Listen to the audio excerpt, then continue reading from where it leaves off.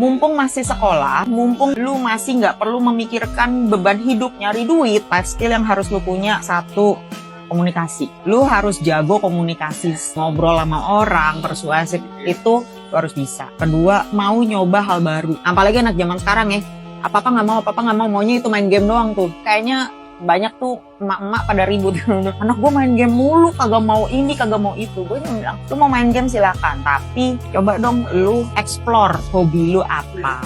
Apapun aktivitas mereka tuh mereka yang mutusin, bukan gue. Gue pokoknya tahu beres, ya amin-amin lumayan lah mereka bisa belajar tanggung jawab, terasa lebih enteng lah. Masa depanmu tergantung keputusanmu, bukan karena keadaan keluargamu. Masa lalu kita tidak menentukan masa depan kita, keputusan kita hari menentukan masa depan kita. Kita tidak bisa mengubah tempat di mana kita berdiri hari ini, tapi kita bisa memutuskan kemana kita mau pergi. Mereka semua punya masalah, kita punya masalah sendiri. Berhenti menyalahkan orang tua. Masa depanmu tidak tergantung orang tuamu. Saya adalah bukti nyata. Gak disekolahin bisa jadi.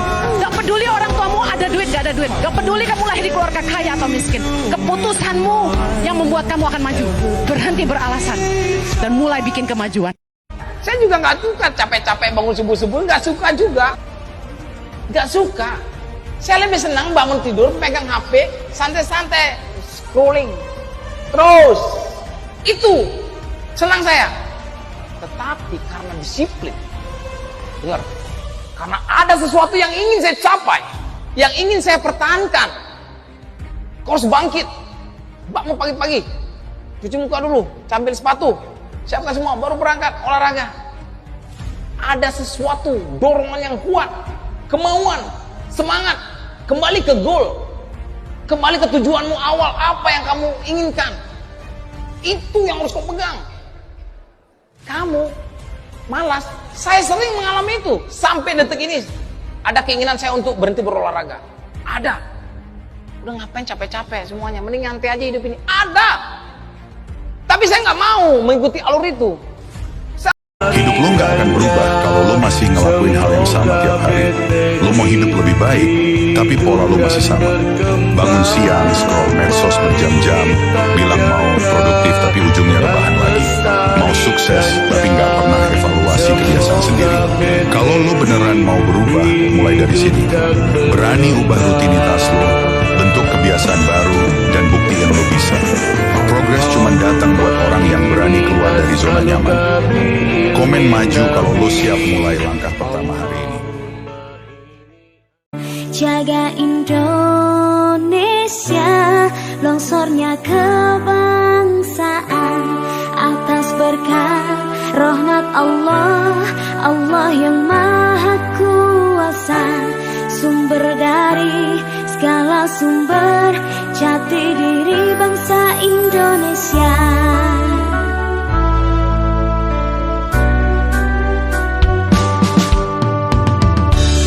Menunggalnya jiwa, jiwa keagamaan.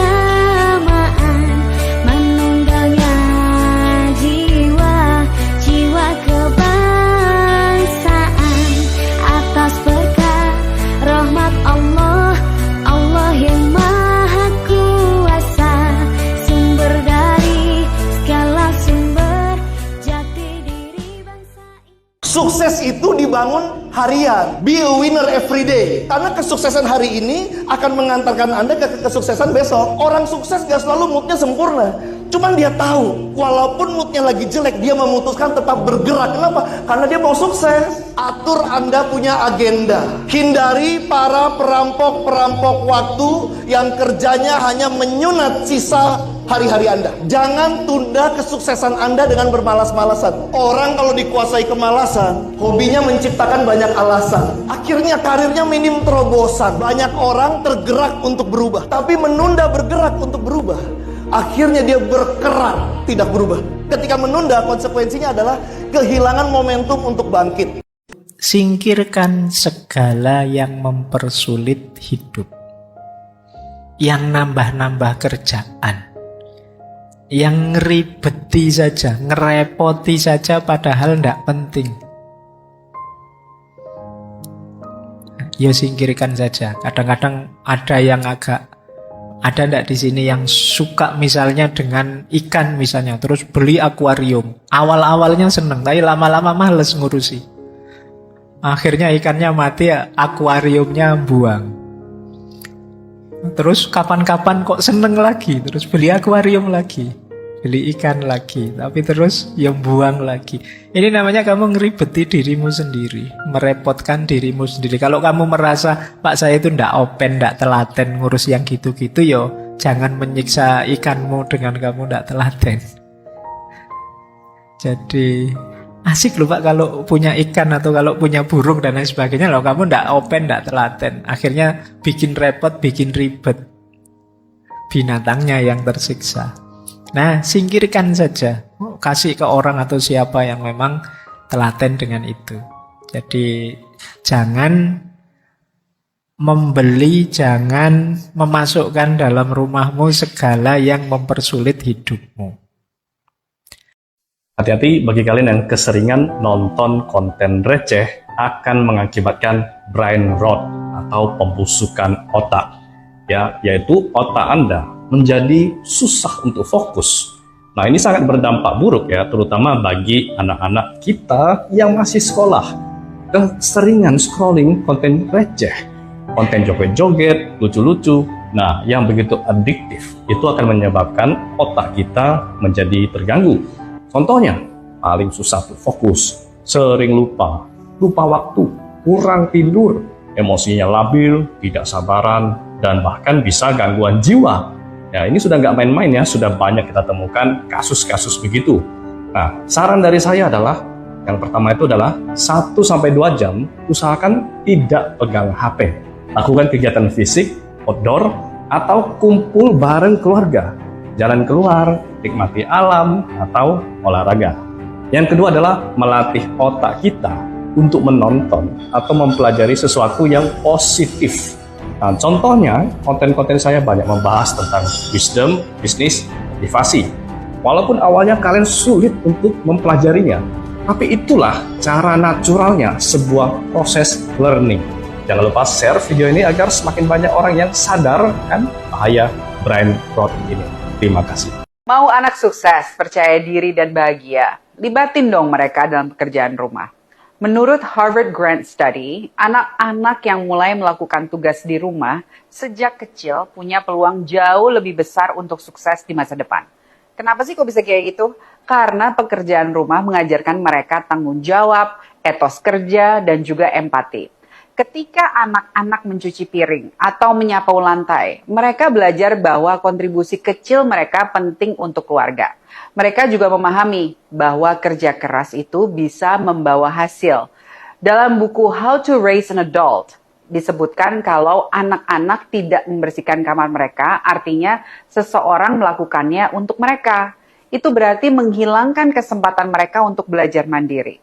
Jadi lain kali anak membantu menyiram tanaman atau membereskan mainannya, ingat deh, ini tidak hanya meringankan beban pekerjaan rumah, tapi juga membangun masa depan mereka sebagai seorang individu yang tangguh dan juga mandiri. Cukup mulai dengan tugas kecil, apresiasi usaha mereka, dan lihat mereka tumbuh menjadi pribadi yang luar biasa. Jadi, anak-anak sudah ngerjain pekerjaan rumah apa nih hari ini?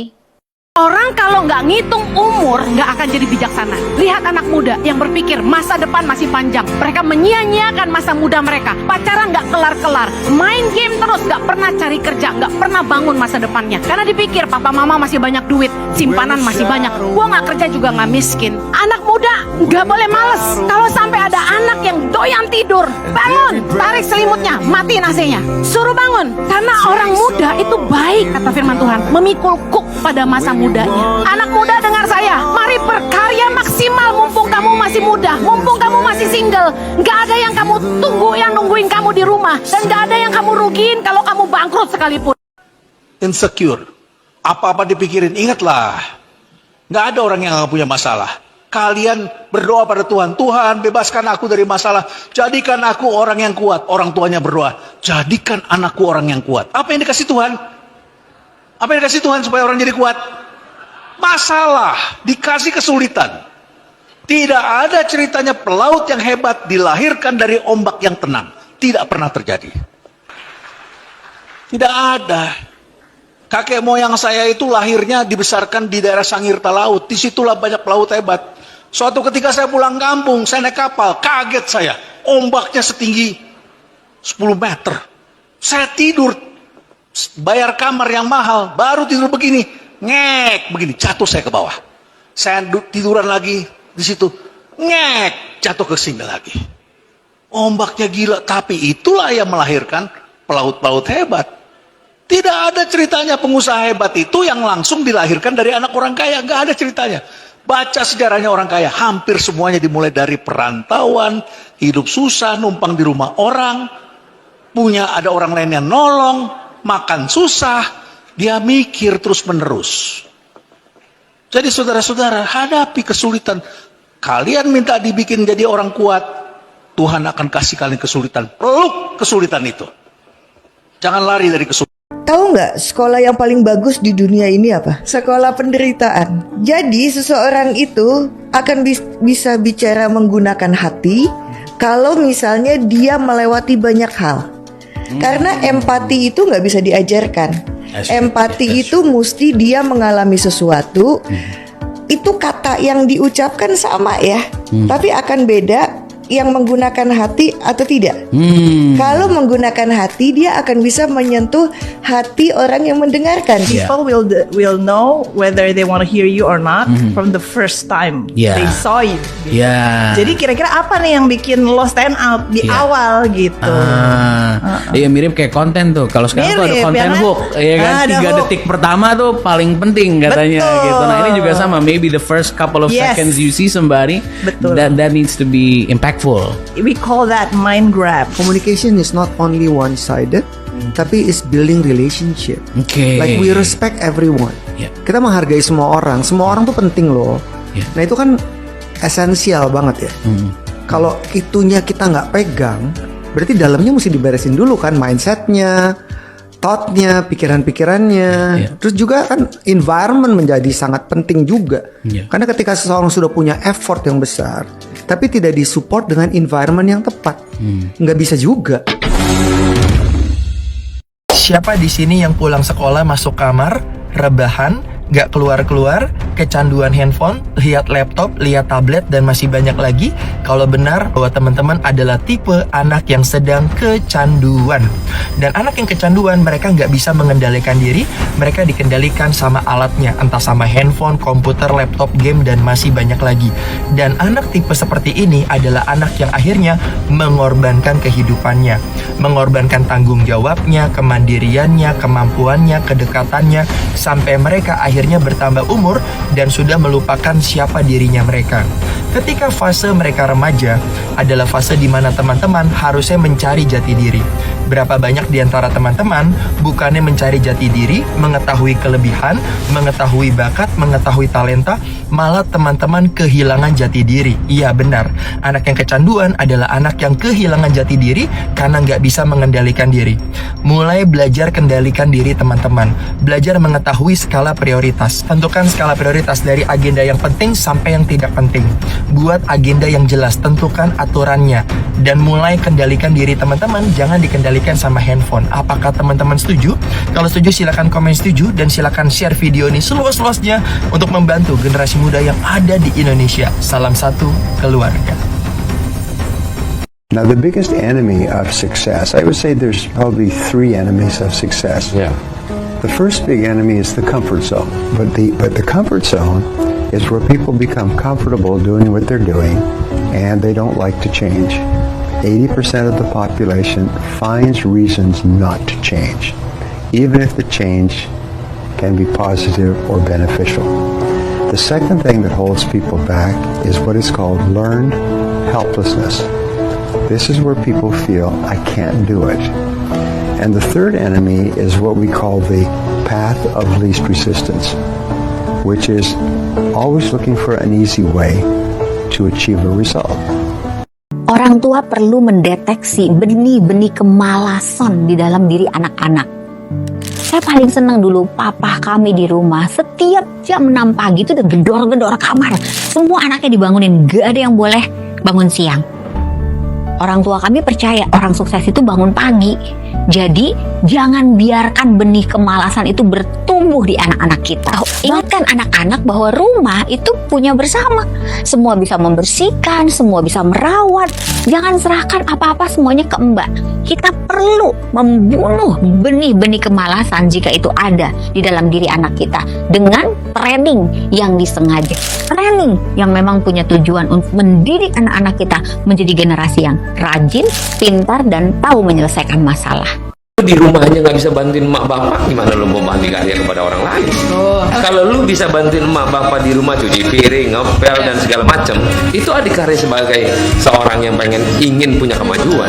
Lah kalau kemajuan kepada orang tua aja lu nggak lakuin, gimana kemajuan kepada orang luar? Itu contoh yang simple aja. Nah, gue dulu di rumah jadi pembantu, cuci piring, cuci mobil, di rumah orang loh. Bayangin, bukan rumah sendiri. Tapi itulah upaya bahwa dalam proses kehidupan kita harus lalui prosesnya. Jangan instan.